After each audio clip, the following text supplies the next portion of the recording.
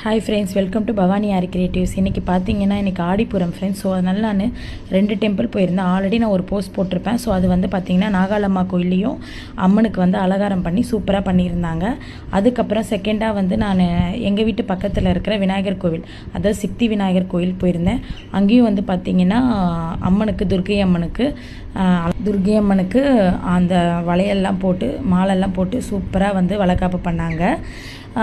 First வந்து அம்மனுக்கு பண்ணுறதுக்கு முன்னாடி குழந்தை பாக்கியம் இல்லாதவங்களுக்கு ஃபஸ்ட்டு வளைகாப்பு பண்ணுவாங்களாம். அதுக்கப்புறமா அம்பாளுக்கு பண்ணுவாங்களாம். ஏன்னா அதுதான் ஐதீகமாக. ஸோ அது மட்டும் இல்லாமல் கல்யாணம் ஆகாதவங்க, அதாவது வேண்டிக்கிட்டா வளையல் வாங்கி கொடுத்தோம் அப்படின்னா அடுத்த வருஷத்துலாம் கல்யாணமும் ஆகும் அப்படின்னு சொல்லி ஐதீகமும் உண்டு. அது மட்டும் இல்லாமல் சுமங்கலி பெண்களும் வளையல் வாங்கி கொடுத்தா ரொம்ப நல்லதுன்னு சொல்லியிருந்தாங்க. ஸோ அதனால் நானும் வந்து 2 கோவில்லுமே வளையல் வாங்கி கொடுத்துருந்தேன். அது இல்லாத சாமிக்கு வந்து